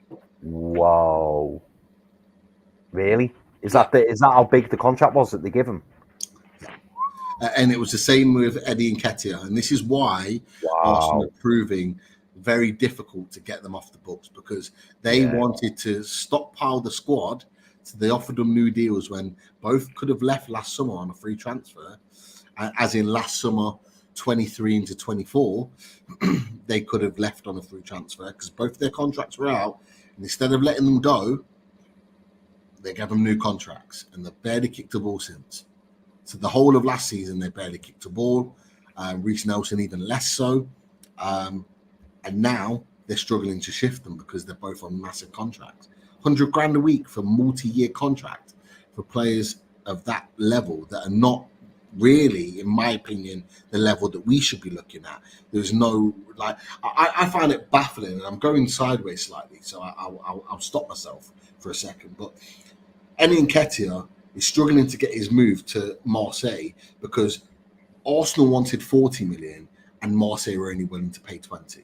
And that there is the issue because of the size of the contract, the wages, how they valued him at the time they gave him the contract is now having difficulties because no other team that actually wants him are going to be able to afford the wages and the fee that Arsenal were paying him. So it's exactly the same, if not worse, for Reece Nelson because Reece Nelson plays even less than Eddie Nketiah. And for me, I would say 3 years ago, you'd have probably taken him as an option to play on that right-hand side and maybe used him as a buffer for Miggy at that point. Now, you'd probably say that Miggy and Murphy are ahead of him. Yeah. And that's the sad thing. But look, so I think we can. I think it's safe to say, Chris, we can rule Reece Nelson out, right? Yeah. We went there, but now it's like, I'm literally deleting him from the system, so we won't talk about him again. But this is what we do on Loads of Mad People. We talk about the links. We talk about what people are talking about. What in the journalistic world. Obviously, we don't know. We'd love to know the answers. We'd love to know the inside info or the scoop, but we don't. But what we do is we talk about what's out there in the press, in the news, and we've done it. And I think we both agree. Yeah, I mean, if they're wanting 40 million for Nketiah, they're probably wanting at least 40 million for Reece Nelson. So thanks, but no thanks. Absolutely. Let's do 5 minutes of questions. And we know people have put questions in the chat, and we've started a couple. And I say a couple, more than a couple. We've started a few. So let's fly through some questions. So what have we got? Well, I'm going to start with this question because it popped up before, and I thought, what a great. Well, I'm not even sure if it's a question actually, but it was a comment, and I thought, you know what, it's a really good comment. Where is it? Oh, please don't say I've got rid of it. Just while you're finding it, I'm going to grab my water. 1 second. Yeah, go on, mate. Go on. Yes, that was it. Right. So Claire G says, notice, and I love this, Claire, by the way. I love the way you're thinking outside the box here. And I hadn't really factored this in at the time, but I'd be interested to hear Pete's thoughts on it. So Claire G says, notice Eddie said they've scouted Asula for years, so it was made clear it was not a Mitchell signing. Now, I didn't look at it in that way, but I get where Claire's coming from there because, you know, Asula came, he was very left field, wasn't he? Like nobody knew. No, you look on YouTube and you found a couple of videos of Asula. He played quite a few games in the Premier League last season, albeit he didn't start many. And again, if you'd ask the average Newcastle fan what you know about William Asula, everyone would have gone, sorry, who? But what was interesting was the fact that Eddie made a point and said, oh yeah, Jason Tindall's worked for him in the past. We've been looking at him for 3 years now. Did you take anything from that, Pete, in the sense that Eddie's going, by the way, this is our boy, we've been looking at him, rather than, you know, letting the media assume, oh, this is Paul Mitchell's first big signing? Is that how you took it? Absolutely, mate. Absolutely. Yeah. And the reason being, and I found it really interesting that you said that, is that my first thought as soon as he said that was, oh, okay. Well, the journalists were writing pieces saying this was a Paul Mitchell signing. Yeah. So I remember we was talking about it on Loaded Mag Reaction when it first hit about William Asula. And all of the journalists made the point, Luke Edwards and a couple of others, made references to the fact that this was a Paul Mitchell signing, that Paul Mitchell had basically sorted this player to facilitate the strikers. So the fact that he came out, first thing he said is that actually, and he didn't even say it was him. He said it was Jason Tindall. When Tindall was at Sheffield United, he'd seen him and they'd been tracking him for 3 years. That is massive. That's massive. And it says that the scouting network is big and wide and broad, and they're looking not just at established players, they're looking at players that can build and develop. They're looking at pockets all over the place. That where we didn't, nobody talked about Will Asula before he was signed. I had him in the system, but that was through Sheffield United. That was a Sheffield United link through their sources, not for anything Newcastle United related. Nobody knew that was happening, and then all of a sudden, boom, that deal was done. So it was great to hear actually from that perspective. It was them that kind of almost orchestrated the deal.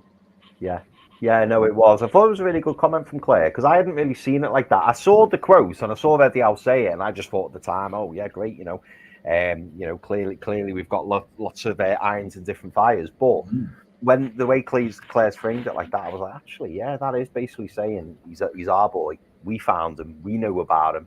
So yeah, interesting comment. You'll like this one, Pete, and this might feed into one of our shows this week. I don't know if it will or not. Actually, I'm not 100% sure who's coming on, but it did make me smile. So Geordie Tune for Life says, Lawless just put on X that West Ham will get 5th and Champions League football. Some good signings, but that's a bit far-fetched. There's a reason why I'm laughing at that, and the reason being is because that is not what Lawless was saying to us in the talk. Oh. So it wasn't long ago, and I'm talking this weekend. He was asked the question directly by Billy and Potts, what would he consider a successful season? And the reason being is because of all the signings they've made. They've been making lots of signings, lots of well-established players that they're paying money for. And his response was that he's willing to give Lopetegui a season to settle in. Oh, I see. Yeah. And if he was to finish mid-table, he would be. Don't say that because what? He said it. It's in the chat. He said he'd be okay with West Ham finishing mid-table. So the fact that he's now got chest and he's going for it, and I've not seen that comment, by the way. I've not seen it on socials, but I'm sure. To be fair, I have seen the 12-man chat go off a little bit. So maybe they've already gone to town on him on the back of it. But yeah.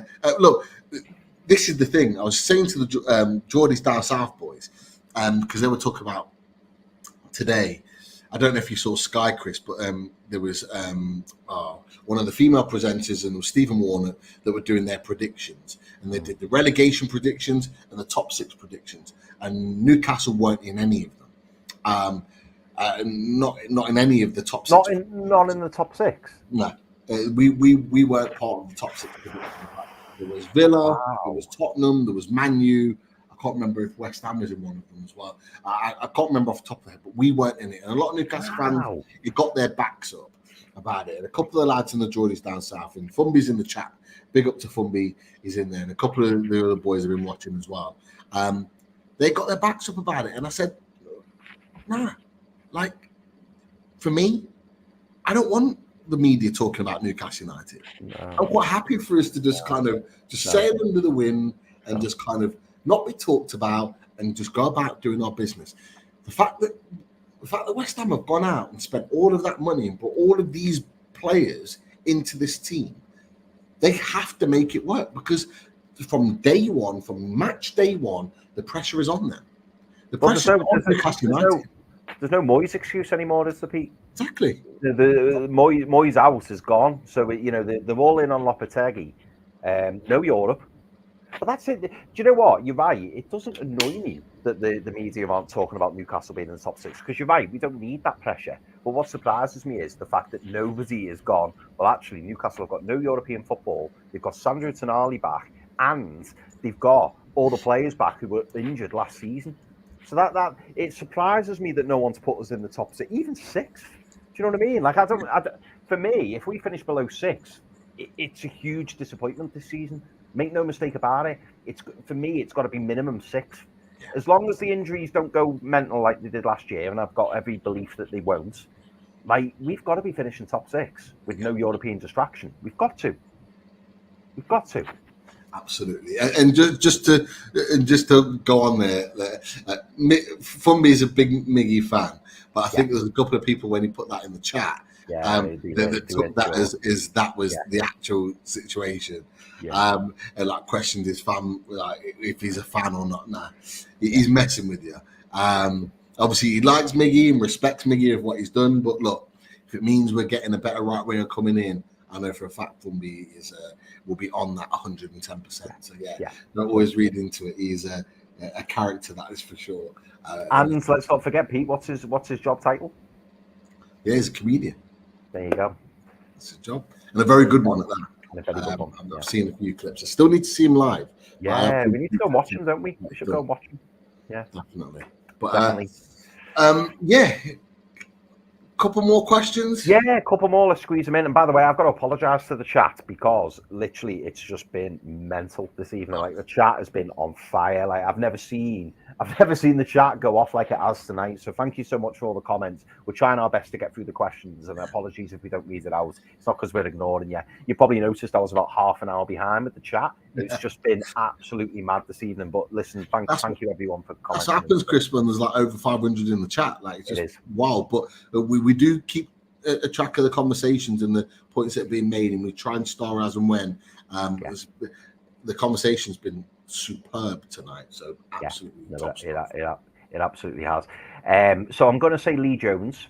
Lee Jones, if we get Guehi over the line, do you think we need to sell Trips or Miggy to finance a deal for right wing? That's already in the works, isn't it? Yeah, I mean, hopefully that's the case, Lee. Lee's anticipated that, because that comment actually came in at 5:38. So Lee may have asked that question before the news about Miggy broke, because it was around that time. So maybe Lee knew what was coming there. But yeah, I think it will help. But I still believe that we'll bring in a right winger come, you know. I think we will bring a right winger in of some sort. Maybe the value of that winger or the deal for that winger may hinge on Trippier or Miggy, Trippier or Miggy. But I think I still do believe that we will bring in a right winger. But what do you think, Pete? I think we do need to sell. We do need to raise funds. Eddie Howe's already alluded to that over the weekend. Players will need to leave. I don't know if it's a case that those players have to leave in order for the right winger to come in. I think it's just a case. I think we could probably afford to buy a right winger and keep them, but it's just a case of balancing the books. We need to make sales this summer so that it doesn't affect us going into next season, because let's not forget the Minte and Anderson set of sales, although they were significant, almost kind of then were swallowed up by PSR. So not a lot carried over into this next section. Yeah. So we need to raise funds this summer or in January. So next summer, we're not in the same position. That's the key. So if we can sell Miggy and say, if he goes to FC Charlotte, or maybe we can get more if he goes to Atlanta United, and we can get 15 to 17 million from Atlanta United, or we get 15 million from FC Charlotte or whoever. That's 15 million that we can put towards PSR for next summer to stop us being in the same position. If we can get 10 million for Trips, great. Like that is 25 million in the coffers.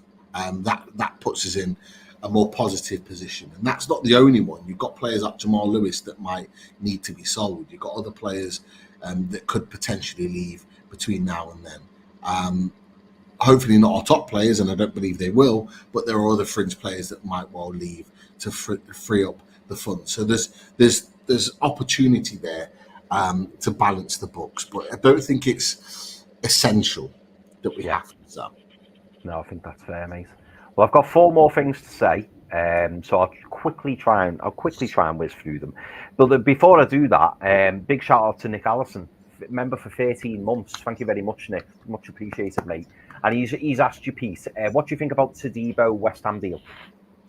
I messaged Lawless on the chat when it was confirmed, and because there was a few that didn't really know too much about him, and I just said to Lawless, I said, I hope you know how good of a defender you've got. Like, you've got a top quality defender there, and it's at a decent price as well, to be fair. Especially the fact they've got him on loan with an obligation to buy in a year's time. It's a dream scenario, like to get a player like that. And they've done well to prize him away from seemingly going to Juventus, and to get him in there. They've got a good player there, so it's a good deal, very good deal. Top signing. Yeah, totally agree. Luke has become a YouTube member, so thank you very much for that, Luke. Top man. We're gonna have to do a members draw. We'll make sure we try and do one by the end of the month. We will do one, because I think we're overdue. So we will get a members draw in. Maybe on a match reaction. Maybe if we get that win. Maybe we get that win against Southampton, we can do it. Maybe we should do that. I think that'd be really good. Also, Dan Brown, who's been a member for 26 months, so over 2 years. Thank you very much, Dan.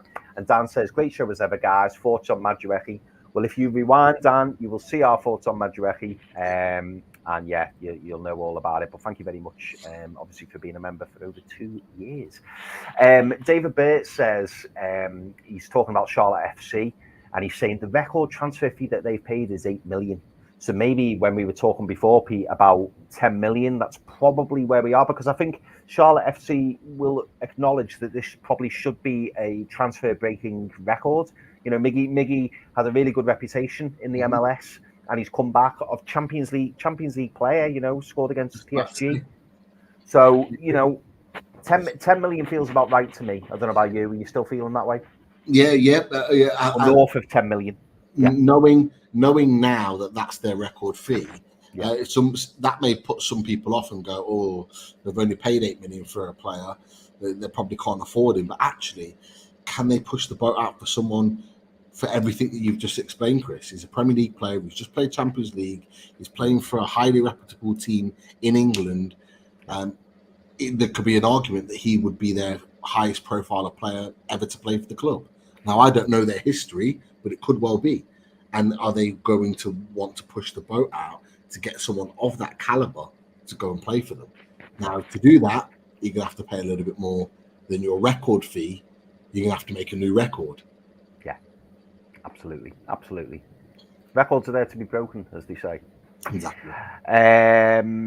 So, Isaac 4, great to become a member, fellas. Thank you very much, Isaac. Do appreciate that, mate. And he says he loves the show, which is always great to hear. Great to see Miggy get his move to the US. He served as well. Well, hopefully that's the case, Isaac. Hopefully.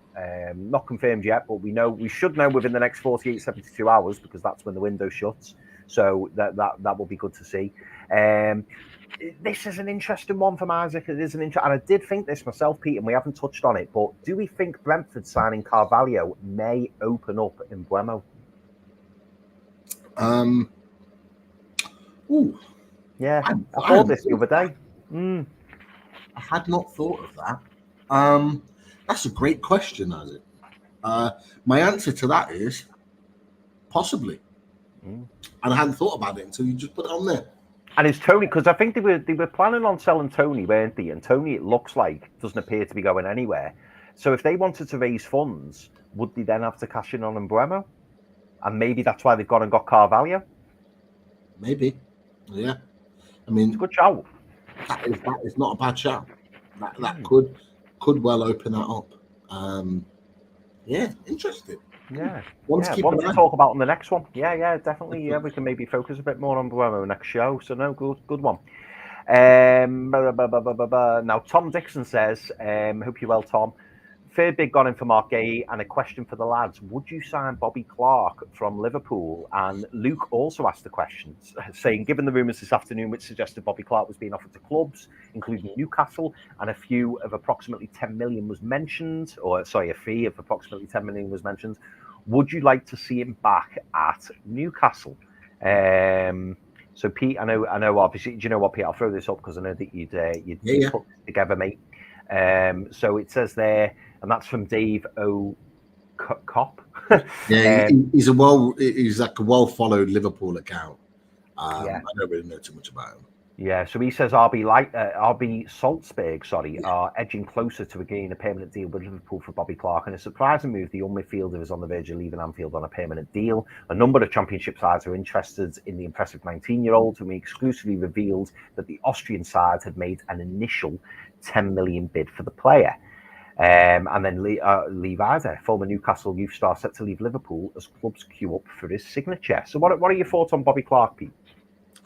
I thought about this when I saw the links. I thought about, they're going to let him go. Will Newcastle be interested? And of course, you want to bring someone back that came through your academy. Obviously, the links with Lee Clark as well. I think if Bobby Clark had stayed at Newcastle United and the takeover, because it was only like literally a few months between him leaving and the takeover happening. I think Bobby Clark potentially would have got an opportunity in the first team. You would have maybe seen him have that breakthrough that Lewis Miley had, potentially, behind Elliot Anderson. You could have potentially seen that. But for me, I'm looking at the situation now and I'm thinking two things. One, is he a priority and do we need him? And two, is he going to want to come in to this Newcastle United team? Of course, I imagine he'd want to come and play for Newcastle, But is he going to want to come into this Newcastle team where he's going to be, again, 6th or 7th choice? And this is the thing, because we play with a midfield three. Our strongest midfield three, undoubtedly, is Bruno, Tonali, and Joe Linton. You've got players like Joe Willock, who's had a decent preseason since he's come back, who's likely to play like fourth fiddle to that. Then you've got Sean Longstaff. Then you've got Lewis Miley, who's coming back from an injury. Where's he going to fit in? Yeah, he's going to be competing, isn't he, with the likes of Alfie Harrison? He's going to be competing with the likes of Jamie Miley, even though it's suggested that Jamie Miley will go on loan. But you're right. I feel exactly the same way, Pete. Like, you're basically bringing in another Elliot Anderson. That's basically what you're doing. And you could argue that Elliot Anderson was further on in his career than Bobby Clark. Yes, Bobby Clark's come in and played a few games for Liverpool and done really, really well, not knocking him. Yes, he's a local lad. The only thing that would maybe Newcastle would maybe see as an advantage of bringing in Bobby Clark, and I could be wrong here, but I would imagine he would be classed as, and this is only for European reasons, isn't it? But wouldn't he be classed not just homegrown? What's the other terminology? Like an academy player, in terms of he spent so long in the academy, he'd therefore qualify. You know, the way you've got to have so many. It's not just called homegrown, is it? It's called something else. You know, for Europe, I forget what it's called. I can't think what it's called. Because you've got your. Is it a youth academy player? Someone in the chat will tell me. It's where you need a certain amount of players who've been through the academy. Because we were talking at one point, weren't we, of bringing in Fraser Forster because he'd gone through the academy and he qualified. So that's So that's your home. It's your homegrown quota. That's basically what it is. Yeah. And that's where you need 4. And to be fair, it's not necessarily. This is only really affecting us if we play in Europe. Yeah. So we need 4 of them. Those homegrown that have, I think it's between the age of 15 and 21. You need to have been at the club for 3 years. If you've been at the club for 3 years, you qualify for that homegrown quota. Then you need, I believe, altogether, I think you need 8. So the rest of those, so you've got 4 that are homegrown, and then you need another 4 that are like club trained. Yeah, trained by loads of people in the chat. So Toon Talk saying it. Yeah. The rough. Yeah. Everyone's saying trained at the club. So yeah, you're right. You've got your 4 trains at the club, and then you've got your 4 homegrown. Because somebody young coming in who's played in another academy and classed as like, you know, Premier League or, you know, like English, they will be classed as homegrown. But then you've got your trains at the club 4 as well, which doesn't apply, like you say, Pete, because we don't have European football this season. Yeah, definitely, and that's where we are at this point. So it's it'd be great. He would be great for that, but I think where he is in his development now, I don't think it would be best served at Newcastle United, and I think that would be his perspective on that, not necessarily just ours.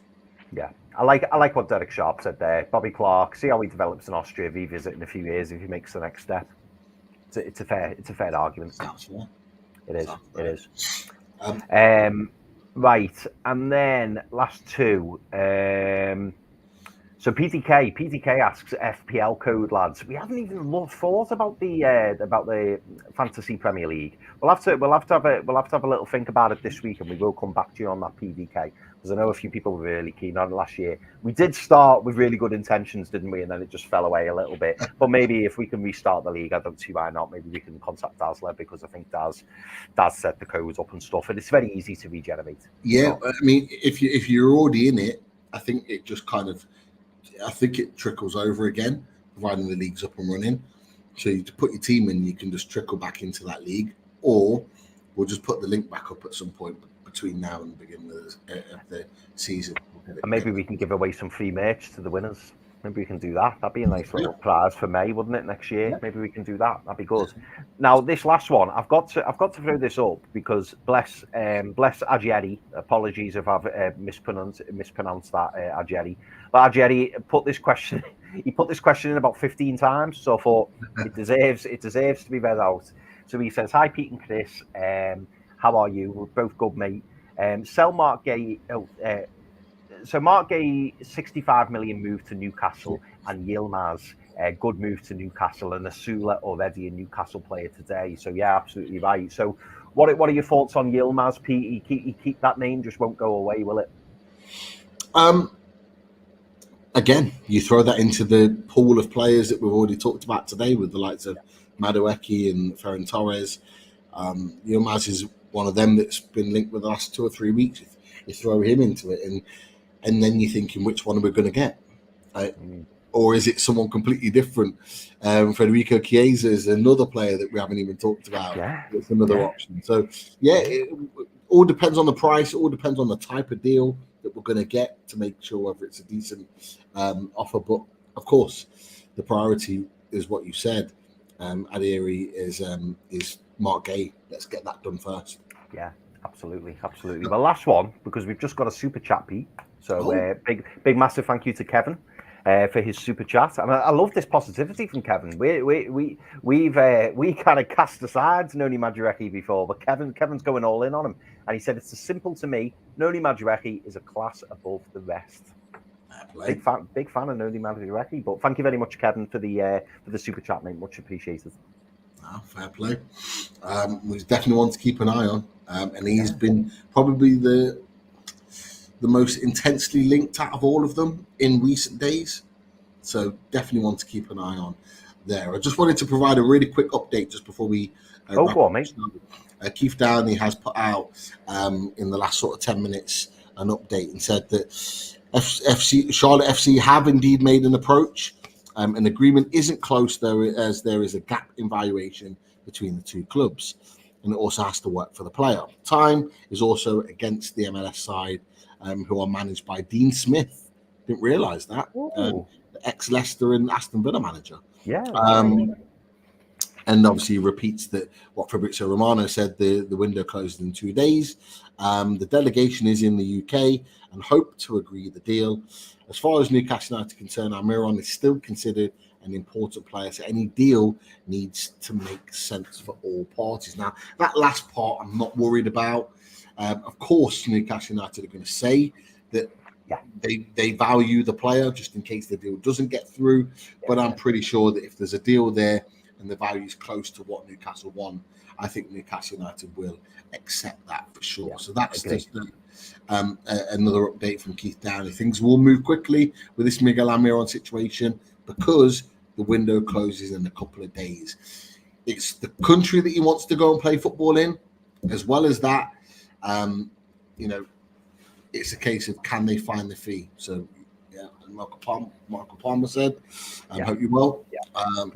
Let's try and make sure that deal gets done. So, not necessarily cold water on it, but just a little bit of an expansion from Keith Downey on the situation with Miguel Almiron. So, let's just wait and see. So, we've got a couple of things bubbling, Chris. Mark Guehi, Miguel Almiron, and it'd be great to see or to hear further information on all things Newcastle United and Miguel Almiron, because we have one of our favourite guests coming back to us tomorrow night to talk all things Newcastle United, when this man, Ben Jacobs, comes back to talk all things Newcastle United on the Full Loaded Transfer Show tomorrow night at 6:30. So make sure you are there to watch that. So we can ask him that question on Miggy, because as well as that, he did have the exclusive about Miggy to Saudi. So he did.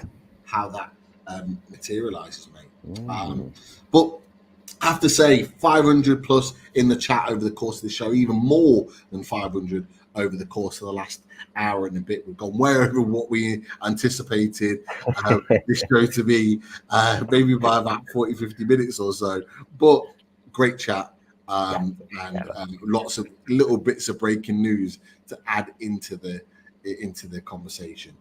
Huge thanks to everyone in the chat. Thank you for all your comments and questions and everything else over the course of this show.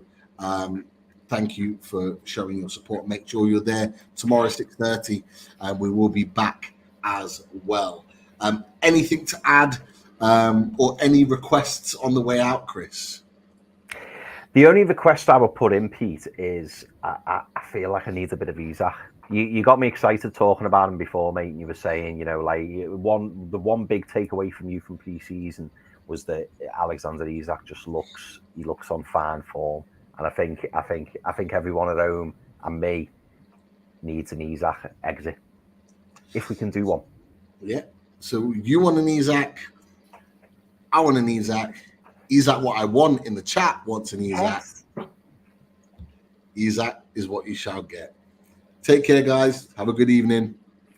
See you soon. We're out of here.